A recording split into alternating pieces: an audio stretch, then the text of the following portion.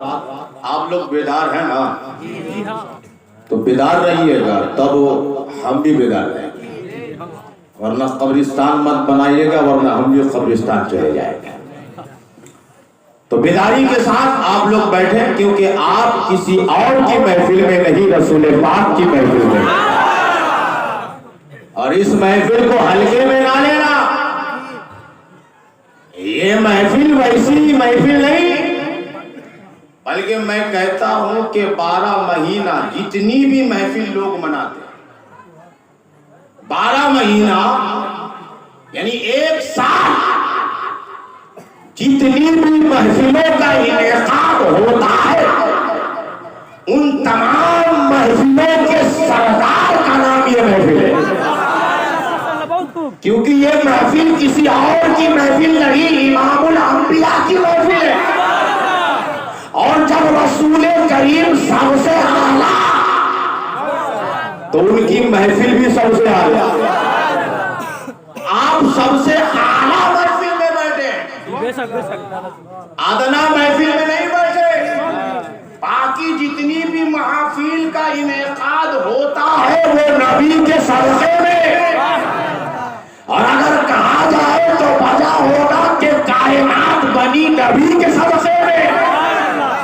हम सब यहाँ बैठे हैं नबी के सदक़े में, तो सब नबी के सदक़े में अगर समझाने के लिए सिर्फ कहा जाए तो हम और आप यहाँ आए नबी के सदक़े में, आपको जान मिली नबी के सदक़े में, आपको दौलत मिली नबी के सदक़े में, आपको माल मिला नबी के सदक़े में, आपको औलाद मिली नबी के सदक़े में, आपको ज़मीन मिली नबी के सदक़े में, आसमान मिला नबी के सदक़े में, चाँद सूरज नबी के सदक़े में, आदम नबी के सदक़े में, मूसा नबी के सदक़े में, ईसा नबी के सदक़े में, हज़रत इब्राहिम नबी के सदक़े में, हज़रत इस्माइल नबी के सदक़े में, हज़रत हूद नबी के सदक़े में, हज़रत लूत नबी के सदक़े में।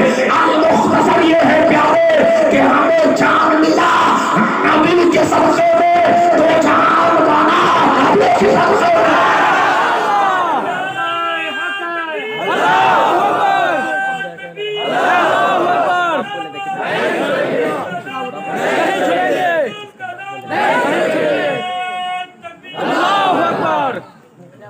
तभी तो आला हजरत ने फरमाया,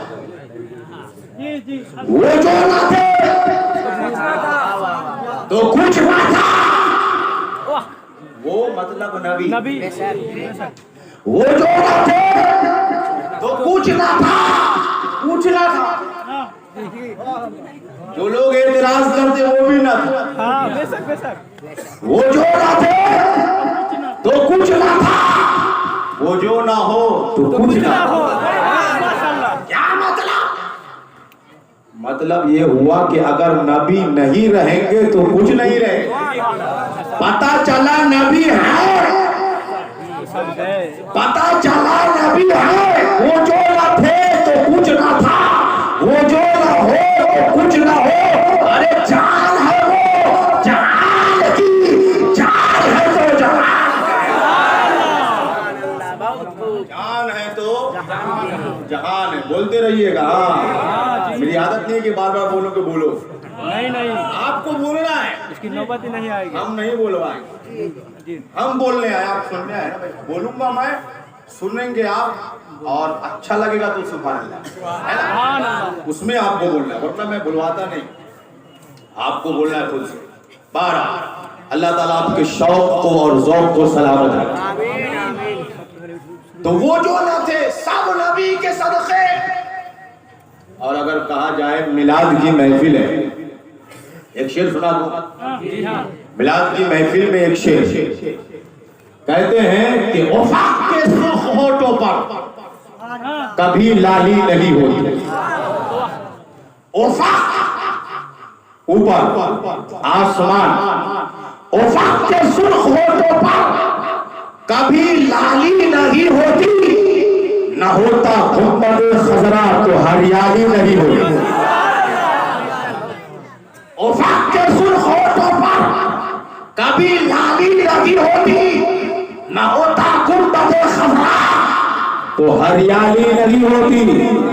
अब यहाँ रुक जाता हूँ, अभी शेर मुकम्मल नहीं करता हूँ मैं। आपको गुंबद की बात आई ना, गुंबद खमरा की बात आई। नबी के जश्न में आप तमामी हजरात नारा लगाते हैं, सरकार की आमद मरहबा, दिलदार की आमद मरहबा, सरवर की आमद मरहबा। आपके हाथ पे झंडा होता है, बड़ी अच्छी बात है, आपके हाथ पे झंडा होना चाहिए, और झंडा किसी और का नहीं, नबी का होना चाहिए। झंडा किसी और का नहीं, नबी का होना चाहिए। और मैं तो कहता हूँ, अगर आपके दिल में नबी की मोहब्बत है तो सिर्फ नबी के नाम का झंडा लगी, गुंबद खमरा के रंग का झंडा होना चाहिए। माशाअल्लाह, बहुत खूब। रंग भी नबी का, ढंग भी नबी और जश्न भी नबी, सब नबी का। हम नबी के, वाह माशाअल्लाह, हम नबी के, तो हम नबी के, झंडा नबी का, रंग नबी का, ढंग यानी नबी की तरीका, नबी की शरीयत, नबी का कानून। तो कानून के मुताबिक आप जश्न मिलादुन नबी पे चलो, जब नारा लगाओ, झंडा फहराओ, तो देखने वाले कहे ये कोई औरों की जमात नहीं, ये जो जमात नबी का नाम लेकर सड़कों से गुजर लगी है, ये कोई और जमात नहीं, बल्कि ये सिद्दीक को मानने वाली जमात है, ये फारूक को मानने वाली जमात है, ये उस्मान को मानने वाली जमात है, ये मौला को मानने वाली जमात है, ये शहीद आजम को मानने वाली जमात है, ये किसी और के गुलाम नहीं, ये सारे के सारे नबी के गुलाम।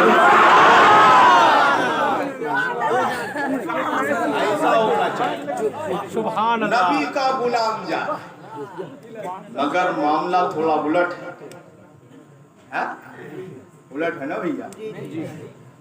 मामला कब को उल्टा बना? मामला तब उल्टा बना कि हम झंडे लहराते तो हैं, लहराना चाहिए माशाअल्लाह, क्योंकि झंडा नबी की आमद पे काबे में लहराया, काबे पे झंडा लहराया, और किसी और ने नहीं, खुदा के हुक्म से जिब्रील अमीन ने लगाया,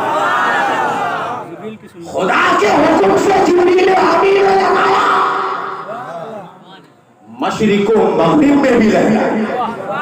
गोया के झंडा लगाकर जिब्रील अमीन ने पूरी दुनिया को रब्बे इलाही का पैगाम सुना दिया। क्या दुनिया वाले सुनो, ये जो नबी तशरीफ लाया है, इनका झंडा सिर्फ मक्का में लगी पूरी दुनिया में लहराएगा। देखो नबी की तालीम आराम से चली, और आज दुनिया के कोने कोने में नबी का नाम लेने वाला। तो झंडा, झंडा, हाँ झंडा देख के वहाँ भी लोग हो जाते हैं ठंडा। झंडा जिसपे नबी के गुंबद की छवि, छवि समझते हैं? जी हाँ, छवि छवि छवि बोलते हैं आप लोग, हाँ? Picture picture. अच्छा चलो, छवि से छवि बन गई है कि नहीं? वो झंडा जिसपे नबी का गुंबद आ जाए, अब वो झंडा जमीन में पड़ने के लिए नहीं, आंखों से चूमने के लिए, क्योंकि अब वो एक कागज नहीं रहा, उस झंडे को निस्बत नबी से हो गई, उस झंडे को निस्बत नबी से हो गई, क्योंकि उस पे नबी का गुंबद है। झंडा फहराने वालों, अपने झंडे को जमीन पे गिरने ना देना, अपने घर के किसी नुक्कड़ पे पड़ने ना देना, अपने घर में इधर उधर मत फेंक देना, बल्कि जिस झंडे पर नबी का गुंबद आ गया, जो आपके घर में सबसे अच्छी जगह हो, उस जगह पर नबी के गुंबद को रखना, ताकि तेरा नबी जब तेरी मोहब्बत अपनी गुंबद से इस तरीके से देखो, तो मेरा नबी गुंबद खमरा के साए तले